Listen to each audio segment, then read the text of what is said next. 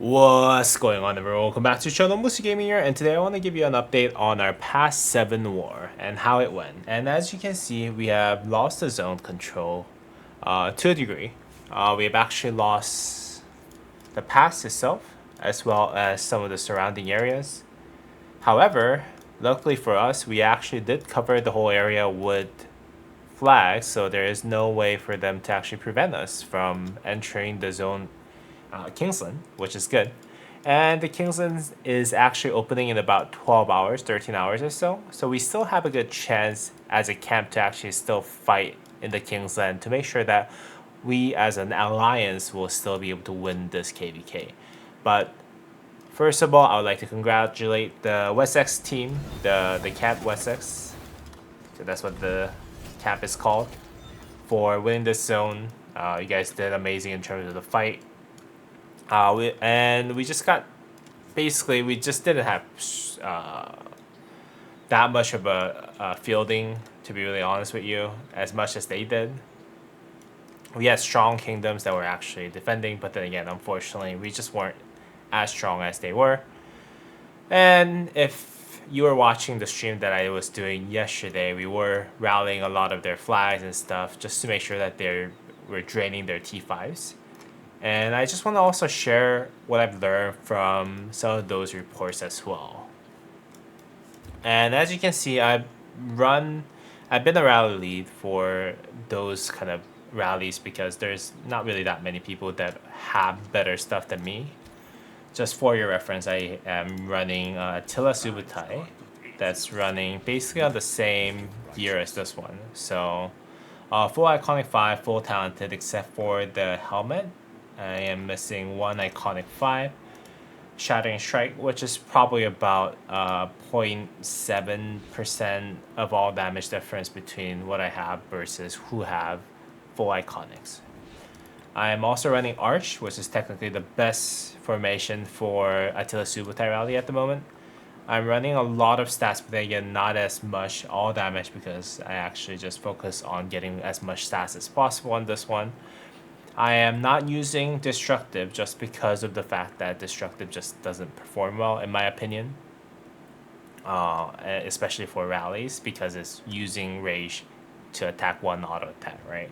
I'm using Iron Wall, which is 1.5% less normal damage taken of all times, which is actually really helpful against meta rallies and garrisons such as Tokugawa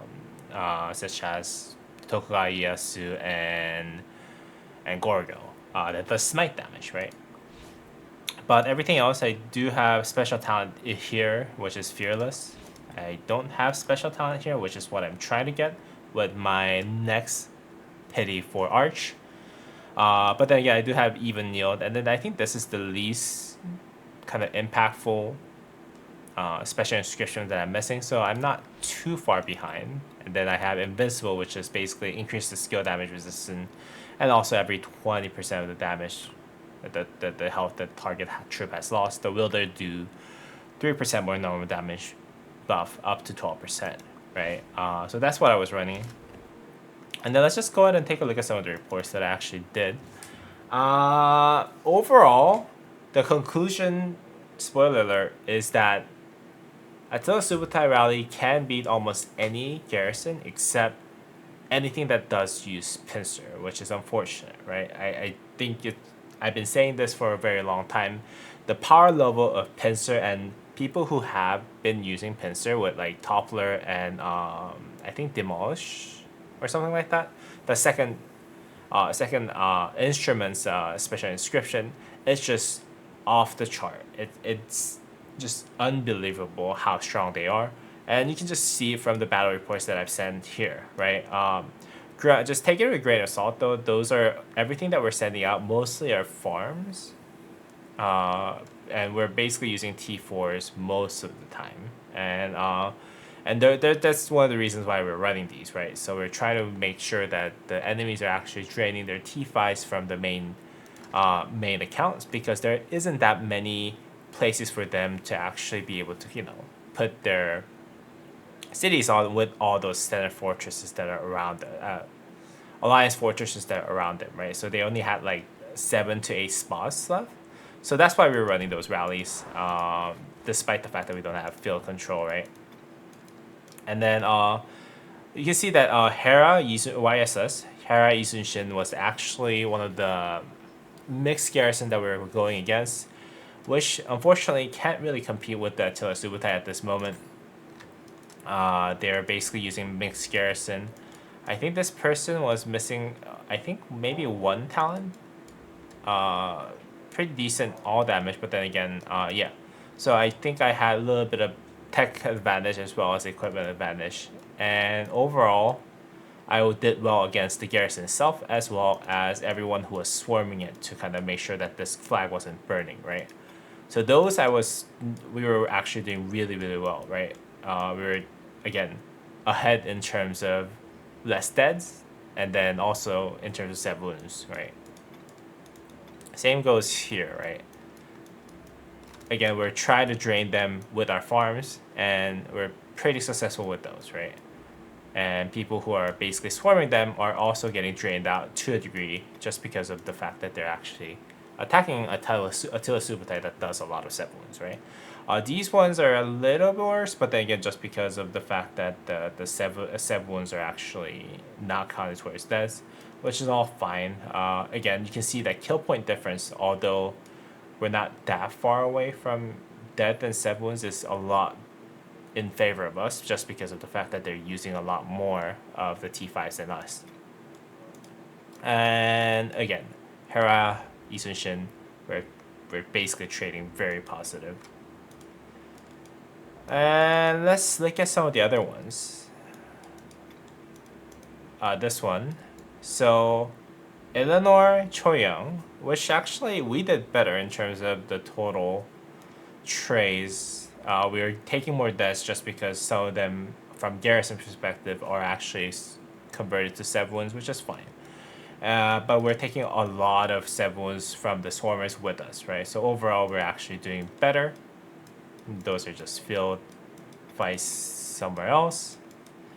Again, Eleanor Choyoung, we did a lot better against them than some of the other reports that I'm about to show you.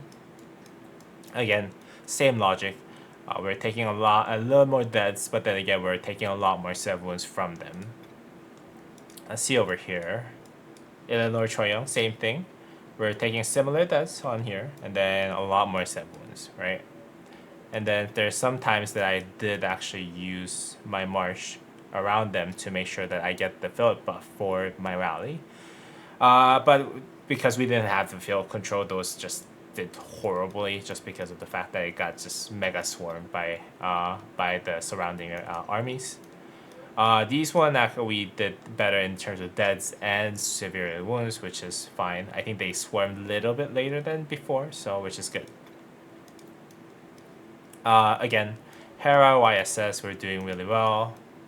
Attila Gorgo, which was interesting, right? I think Attila Gorgo was basically on par with Subutai in terms of Attila Subutai, just because of the fact that I think at the end of the day, like Attila Gorgo is not going to be able to use Pincer, so we were able to do a lot better in terms of trades, right? And again, I don't think there's that many people that does have better stuff than I do for meta garrison rally for cavalry. So this is very interesting. Attila Gorgo did well, but then again, just with swarms, right? Same goes here, but then again, this was Attila Gorgo. I think they swarmed a little bit later than before, so we were doing or a little earlier, so that a lot more set wounds that they actually took, right? Overall, better trace for us at the end of the day. And some of the earlier ones that I think they were reinforcing a lot more. If they focus a little bit more on the reinforcement, then that's why I take a lot more deaths from our side is what I noticed. But then again, pretty much on par. Although we're taking a lot more deaths, we're getting more kill points because of the fact that we're using just T4 farm troops, right? At the end of the day. And overall, we did trade somewhat positive, but then again, we did take a lot more deaths from the farms, which we didn't mind because 2939 did have a lot of farms. But overall they had really strong garrisons. Attila Gorgo. I think Attila Gorgos we generally traded positive. Choyong Hera we traded positive just regardless, I think. And yeah, Choyong Hera we did exceptionally well. So and then when we went to where is oh no. Yeah, when we went to what's this called? So Tokugawa and Gorgo is when we suffered a lot, right? I get it. There's a lot of swarmers and it says we're traded positive, but if we're doing 2-to-1 ratio of deaths from our side to their side, it's not really a positive trade regardless in my opinion. And when we started like rallying those Tokugawa and Gorgo garrisons, like you can see that the amount of deaths that we're taking is a lot more, right?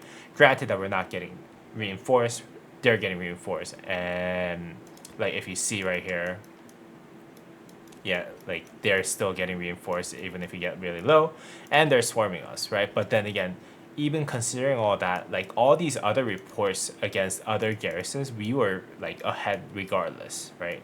But then again, if you fight against Tokugawa Ieyasu and Gorgo, like this is what you're seeing. Like we're just taking a lot of deaths, which was very painful to see. I was told by the coalition to actually rally all those, so that while the other rally leads were actually rallying the relatively weaker garrisons. So this was kind of planned move, but then again, even then, like we're taking a lot of deaths from our farms, which was very unfortunate. And this is when I just realized like Gorgo and Tokugawa Ieyasu with pincer is just really really broken at the moment. This one right here, I went against Eleanor Hera, which is a lot closer. We're beating them.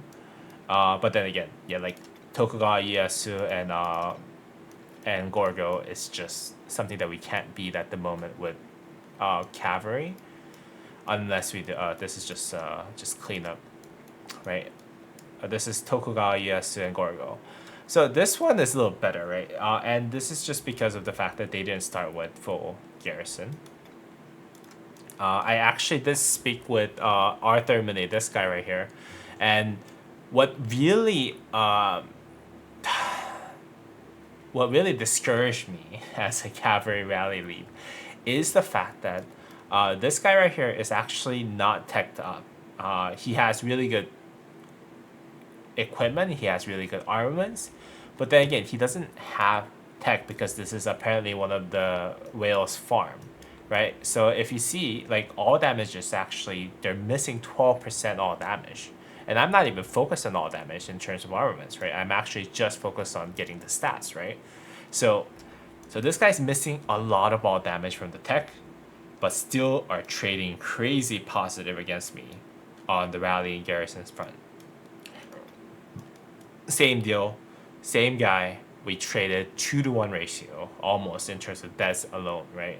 Like I know that kill points is not that far away from one another, but then again, still, it was just crazy to me to see that we're having troubles with the full max tech Attila Subutai with basically the maximum amount of damage that they can possibly deal with, like quote unquote best arch set almost, with the fact that I have max tech, like max equipment, like it's just insane to see how much deaths that we're taking over it, like compared to other rallies, right? Like everything is getting swarmed, like everyone's swarming me towards the end, so it's obviously I'm taking more deaths. There's no question about it. But then again, if you compare those to like Eleanor Hera,